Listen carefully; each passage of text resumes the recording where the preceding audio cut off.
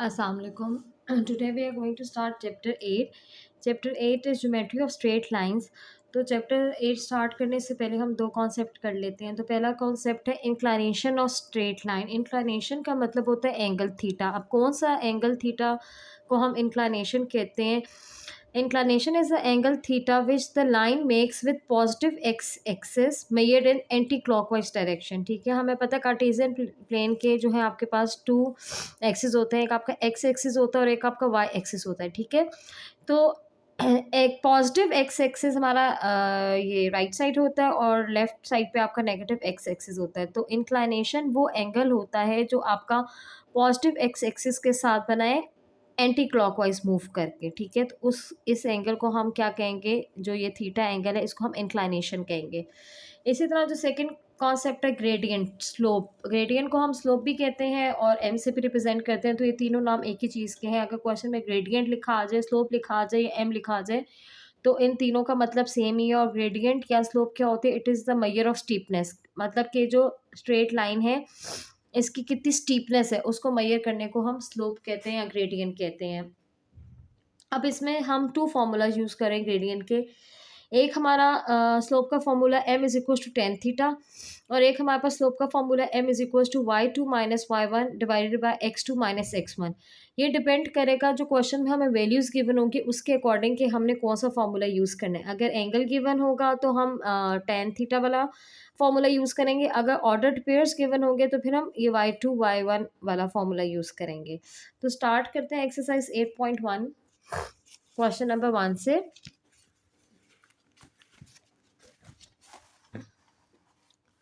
Exercise 8.1 का question number 1 है, find the gradient of line whose inclination is. हमें given क्या है? इंक्लाइनेशन गिवन है। इंक्लाइनेशन क्या होती है? आपका एंगल होता है। ठीक है, तो एंगल गिवन है और हमने स्लोप फाइंड करना है। तो क्योंकि एंगल गिवन है तो हमारे पास जो टू फॉर्मूलाज हैं, एक m is equal to tan theta slope का फॉर्मूला और एक m is equal to Y two minus Y one x two minus x one given है। क्योंकि एंगल गिवन है तो एंगल हम इसी फॉर्मूला में पुट कर सकते हैं, तो हम यही वाला फॉर्मूला यूज़ करेंगे। तो हमारे पास पहला जो पार्ट है उसमें 0 डिग्री गिवन है। तो स्लोप का फॉर्मूला है M is equal to tan theta. M हमने फाइंड करना है 10। इसी तरह आ गया थीटा की वैल्यू क्वेश्चन में गिवन है 0। ठीक है, अब कैलकुलेटर से जब आप 10 0 फाइंड करेंगे तो आपके पास आंसर 0 आ जाता है। तो स्लोप की वैल्यू के आगे 0। ठीक है, इसी तरह सेकंड पार्ट में आपको गिवन है 30 डिग्री। तो फॉर्मूला तो सेम स्लोप का रहेगा, m is equal to tan theta. Theta की जगह उसकी वैल्यू हमने 30 डिग्री पुट कर दी और जब 30 डिग्री आप कैलकुलेटर से फाइंड करोगे तो आपके पास आंसर आ जाएगा 0.5773। तो आपके पास स्लोप की वैल्यू आ गई 0.5773। In the same way third part में हमें 60 डिग्री गिवन है तो हम वही फॉर्मूला यूज़ करेंगे, m is equal to tan theta. Theta की जगह उसकी वैल्यू हमने 60 डिग्री डाल दी और इसी तरह कैलकुलेटर में आप 1060 लिखेंगे और आपके पास डायरेक्ट वैल्यू आ जाएगी, दैट इज़ √3। बेशक आप इस तरह भी लिख सकते हो या एस डी करके 1.732। ठीक है, तो आपकी स्लोप की वैल्यू क्या आ गई? एम 1.732। इसी तरह फोर्थ पार्ट में 90 डिग्री आपको गिवन है और स्लोप फाइंड करें तो फॉर्मूला आप सेम यूज़ करोगे, m is equal to tan theta. Theta की जगह उसकी वैल्यू हमने 90 डिग्री पुट कर दी। अब जब आप 1090 कैलकुलेटर से फाइंड करोगे ना तो एरर आ जाएगा। ठीक है, मैथ्स एरर आ जाएगा। इसका मतलब ये होता है कि जो 1090 है वो अनडिफाइंड है। ठीक है, तो जब एरर आ जाए किसी भी रेशियो को फाइंड करते हुए तो इसका मतलब होता है वो अनडिफाइंड है। तो क्योंकि हमने 1090 जब कैलकुलेटर से फाइंड किया तो एरर आ गया, इसलिए हमने उसकी जगह अनडिफाइंड लिख दिया कि डिफाइंड नहीं है कि 1090 क्या होता है। इसी तरह फिफ्थ पार्ट में आपके पास 120 डिग्री गिवन है। Using the same formula theta की जगह हमने उसकी वैल्यू 120 डिग्री पुट कर दी और जब आप 120 डिग्री कैलकुलेटर से फाइंड करोगे तो आपके पास आंसर स्लोप का -1.732 आएगा।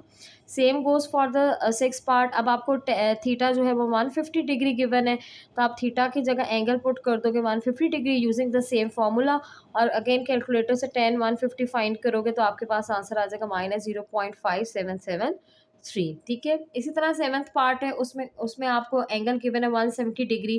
क्योंकि एंगल गिवन है तो हम फॉर्मूला वही यूज़ करेंगे, m is equal to tan theta. Theta की जगह उसकी वैल्यू 170 पुट कर देंगे और जब आप कैलकुलेटर से 170 फाइंड करोगे तो आपके पास आंसर आ जाएगा -0.1763।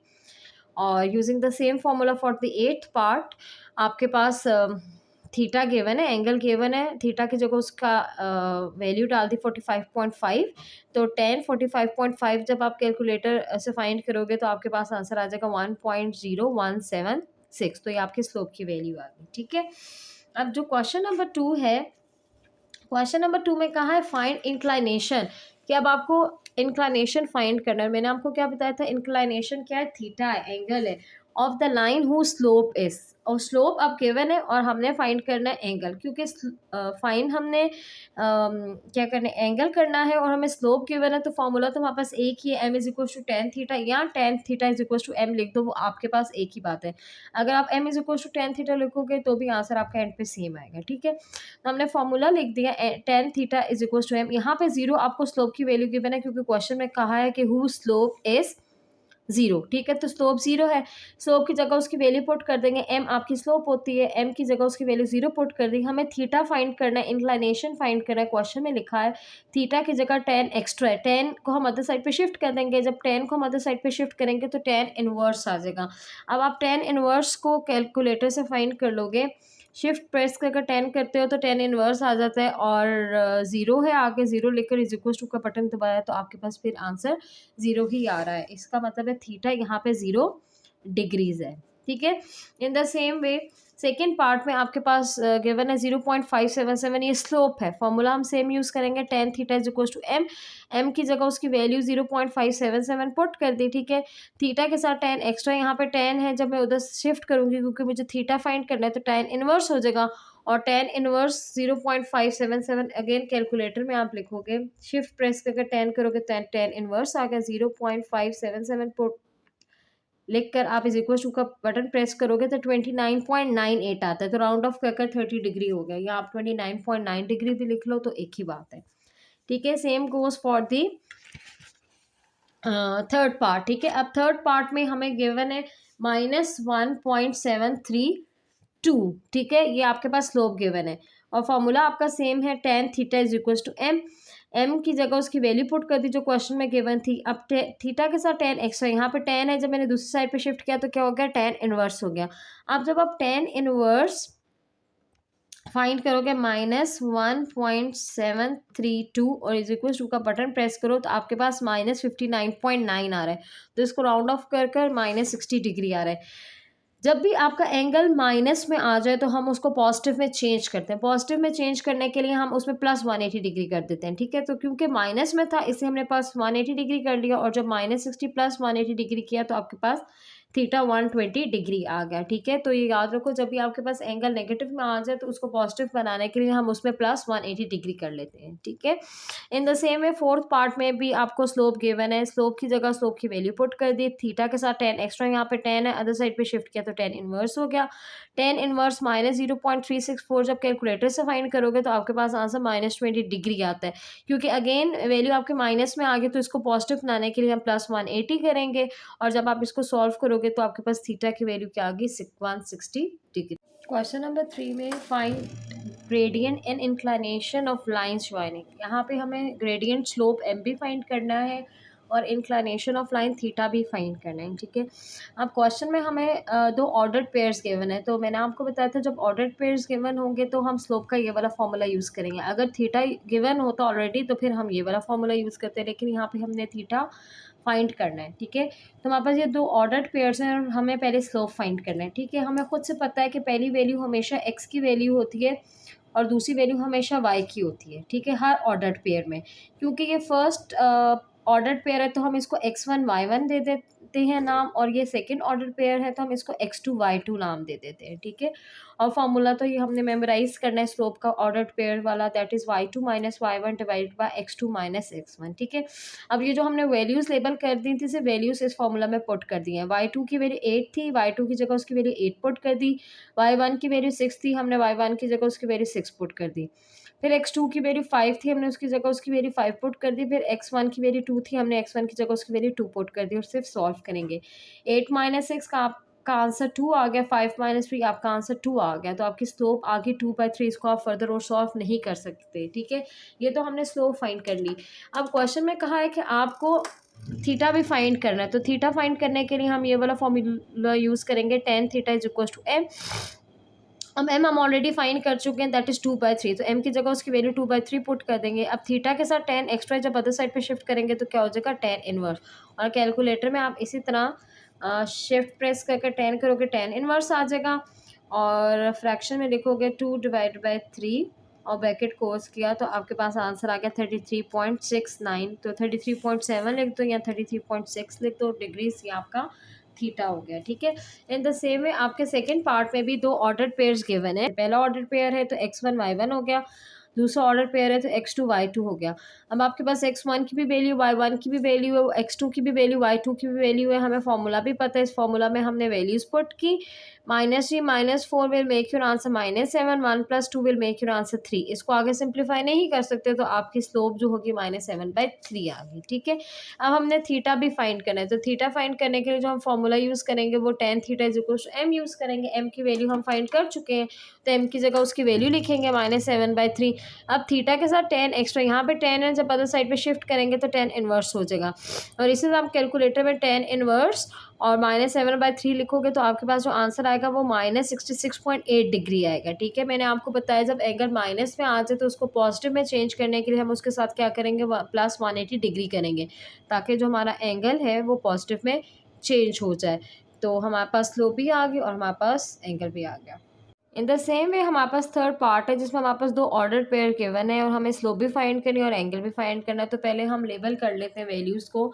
तो ये हमारे पास हो जाएगा x1 y1 और ये हो जाएगा x2 y2। ठीक है, ये हमारे पास स्लोप का फॉर्मूला जो हमें पता है, हमने सिर्फ इसके अंदर वैल्यूज पुट करनी है। ठीक है, y2 की जगह y2 की वैल्यू, y1 की जगह y1 की वैल्यू। ठीक है, अब हमारे पास यहाँ पे y2 की वैल्यू -3 थी, -3 पुट कर दी और y1 की वैल्यू -2 थी, तो माइनस ये ऑलरेडी था और -2 हमने वैल्यू पुट कर दी, तो माइनस इंटू माइनस क्या हो गया, हमारे पास +2 हो गया। तो मैंने डायरेक्ट स्टेप कर दिया, अगर आपको मुश्किल लगता है तो आप एक स्टेप एक्स्ट्रा कर सकते हो।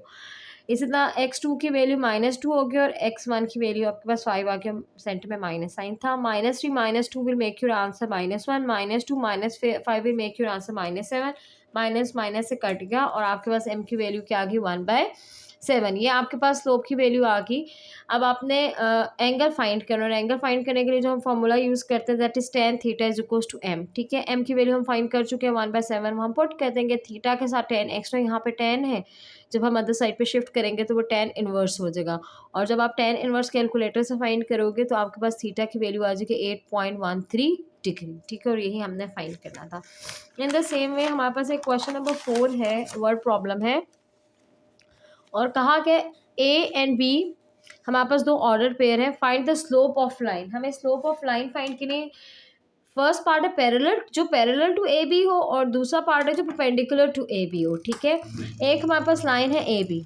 ठीक है, ये मैं आपको कॉन्सेप्ट देती हूँ। एक हमारे पास लाइन है ए बी, उन्होंने कहा है कि एक हमें स्लोप फाइंड करनी उस लाइन की जो इसके पैरेलल हो। पैरेलल वो लाइन होती है जिनके बीच में डिस्टेंस सेम हो। ठीक है, और जो सेकंड पार्ट है उसमें उन्होंने कहा है कि एक लाइन है आपके पास ए बी और हमें उस लाइन की स्लोप फाइंड करनी जो इसके परपेंडिकुलर है। परपेंडिकुलर वो लाइन होती है जो 90 डिग्री के एंगल बना रही हो। तो एक के रूल है, याद रखें, जब भी लाइन पैरेलल होगी तो उसकी स्लोप इक्वल होगी। ठीक है, पैरेलल लाइन की slope equal to each other होती है। जो भी स्लोप ए बी की होगी वही स्लोप आपकी जो है पैरेलल लाइन की होगी। ठीक है, परपेंडिकुलर लाइन जो होती है अगर है तो उसके लिए हम जो भी स्लोप है उसका साइन भी चेंज कर देते हैं और उसका रेसिप्रोकल भी ले लेते हैं। आगे हम डिटेल में करते हैं, तो पहले तो हम ए बी लाइन की स्लोप फाइंड कर लेते हैं। अगेन हम लेबल कर लेते हैं, आपके पास x1 y1 आ जाएगा और आपके पास x2 y2 आ जाएगा। ठीक है, स्लोप का फॉर्मूला सेम है, तो हम स्लोप के फॉर्मूला में वैल्यूज पुट करेंगे तो हमारे पास y2 की वैल्यू -3, y1 की वैल्यू 6, x2 की वैल्यू 7 और x1 की value -2। -3 -6 will make your answer -9, minus into minus plus हो गया और 7 + 2 आपके पास आंसर 9 आ जाता है। 9 × 1 = 9, 9 × 1 = 9 और आपके पास जो स्लोप बची ए बी की वो है -1। तो पहला जो पार्ट है हमें उस लाइन की स्लोप फाइंड करनी है जो पैरेलल टू ए बी हो। तो मैंने आपको पता है पैरेलल लाइंस की स्लोप इक्वल होती है। जो भी स्लोप है हमारी ए बी की वही स्लोप उसकी पैरेलल लाइन की होगी। तो हम सपोज कर लेते हैं let M1 be the required slope which is parallel to A B. तो क्योंकि दोनों स्लोप इक्वल होंगी, पैरेलल है, तो अगर m-1 था तो m1 भी -1 ही होगा, ठीक है। तो जो इसका सेकेंड पार्ट है उसमें हमें उस लाइन की स्लोप फाइंड करनी है जो परपेंडिकुलर टू AB हो। तो हम खुद से सपोज कर लेते हैं let m2 be the required slope which is perpendicular to line AB। तो उसकी कंडीशन है कि अगर हम दोनों स्लोप्स को मल्टीप्लाई करें तो आंसर -1 की इक्वल होना चाहिए, ठीक है। तो ये आपकी परपेंडिकुलर लाइन होने की कंडीशन है। तो m की वैल्यू तो हम ऑलरेडी फाइंड कर चुके थे, -1, m2 की वैल्यू हमने फाइंड करी है। -1 यहाँ पे मल्टीप्लाई और उधर जाके क्या हो जाएगा, डिवाइड हो जाएगा, और -1 से कट के और आपके पास सिर्फ m2 की स्लोप क्या बच गई, 1, ठीक है। और आगे जब हम डिटेल क्वेश्चन में यूज़ करेंगे तो हम उसको ऐसा शॉर्टकट ये यूज़ करते हैं कि अगर हमें परपेंडिकुलर लाइन की स्लोप फाइंड करनी होती है तो एक तो जो भी स्लोप है हम उसका साइन चेंज कर लेते हैं। जैसे यहाँ पे साइन माइनस था तो वो प्लस हो जाएगा, और जो भी स्लोप है उसका रेसिप्रोकल ले लेते हैं। 1 के नीचे कुछ भी नहीं है तो 1 है, तो -1/1 अगर ये है तो इसका साइन चेंज किया तो +1 हो गया, और 1/1 का रेसिप्रोकल भी 1/1 ही होगा, ठीक है। और दूसरी ये कंडीशन होती है परपेंडिकुलर लाइन की स्लोप की कि हम दोनों स्लोप को मल्टीप्लाई करें तो वो किसके इक्वल होता है, -1 के, हमेशा। Question number 5 is find x। हमें x फाइंड करना है if the slope of the line passing through a and b is 4। उन्होंने कहा है कि एक लाइन है जो इन दो पॉइंट से पास करे a और b से, और उसकी जो स्लोप है वो 4 है, और हमें x फाइंड करना है। तो ठीक है, हमें ये दो ऑर्डर्ड पेयर्स गिवन है, पहले हम लेबल कर लेते हैं। आपके पास x1 की वैल्यू होगी, y1 की वैल्यू होगी, ये x2 की वैल्यू होगी, और ये y2 की वैल्यू होगी। स्लोप का हमें फॉर्मूला पता है, जब दो ऑर्डर्ड पेयर्स होते हैं तो हम ये वाला फॉर्मूला यूज़ करते हैं, y2 - y1 divided by x2 - x1। Slope की जगह उसकी वैल्यू हमने 4 पुट कर दी, ठीक है। y2 की जगह उसकी वैल्यू 8 डाल दी, y1 की जगह हमने उसकी वैल्यू x डाल दी, x2 की वैल्यू 5 है और x1 की वैल्यू 3 हमने वो डाल दी, ठीक है। 8 - x को आप सॉल्व नहीं कर सकते, लेकिन आप 5 - 3 सॉल्व कर सकते हो, वो 2 आ गया। क्योंकि x फाइंड करना है तो हम एक्स्ट्रा चीज़ों को अदर साइड पे शिफ्ट कर देंगे। यहाँ पे 2 डिवाइड हो रहा है तो अदर साइड पे जाके क्या हो जाएगा, मल्टीप्लाई हो जाएगा। जब आप 4 को 2 से मल्टीप्लाई करोगे तो आपके पास आंसर क्या हो जाएगा, 8 हो जाएगा, और ये as it is copy down होते जाएंगे। यहाँ पे अब x के साथ 8 एक्स्ट्रा, यहाँ पे +8 है, उधर जाकर -8 हो जाएगा। 8 - 8 आपके पास आंसर 0 हो गया, 0 इज इक्वल टू -x।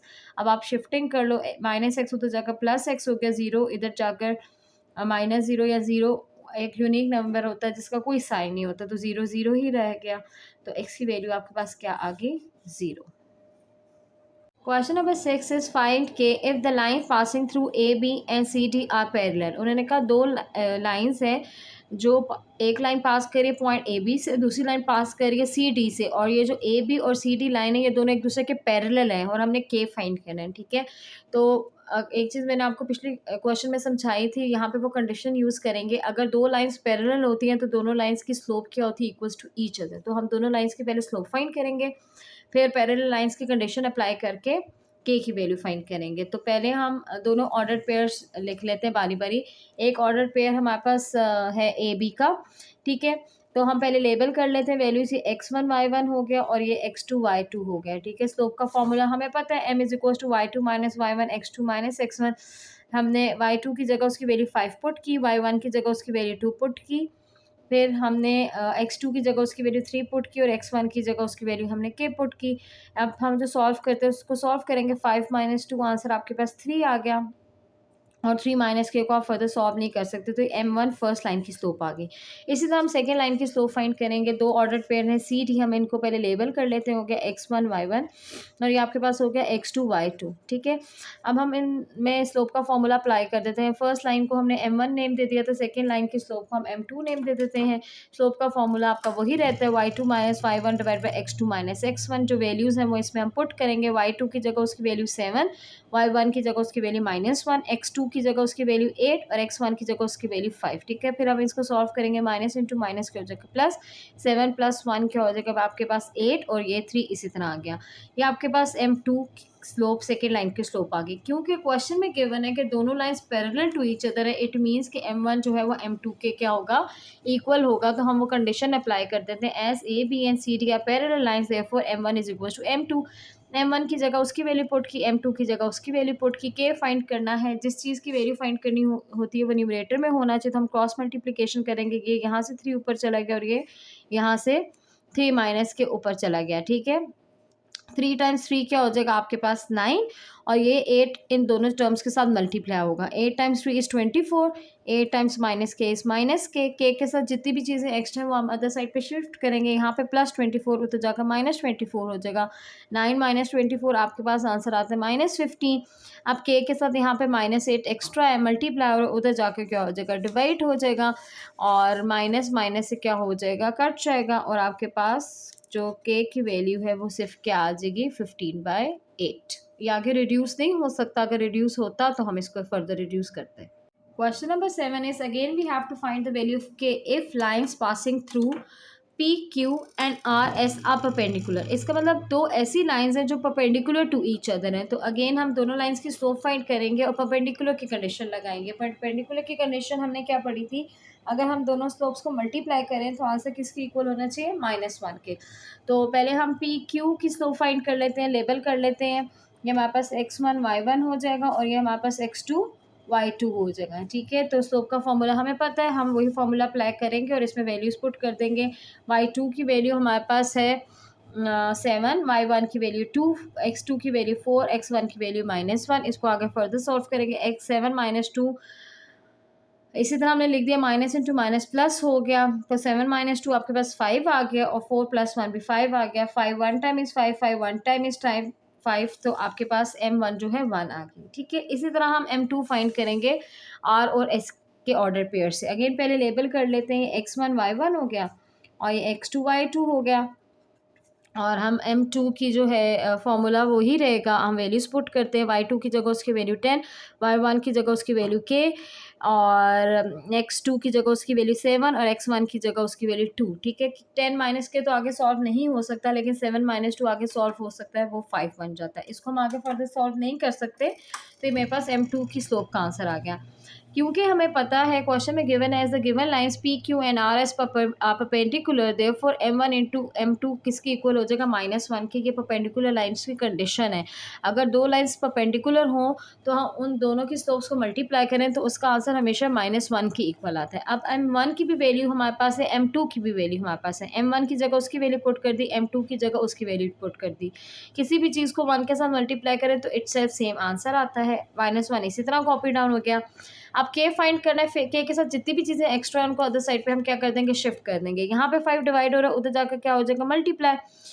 तो -1 इंटू 5 -5 हो गया, यहाँ पे +10 है, वहाँ पे जाकर -10 हो गया। -5 -10 will make your answer -15। Minus minus से कट गया और के की वैल्यू आपके पास 15 आ गई।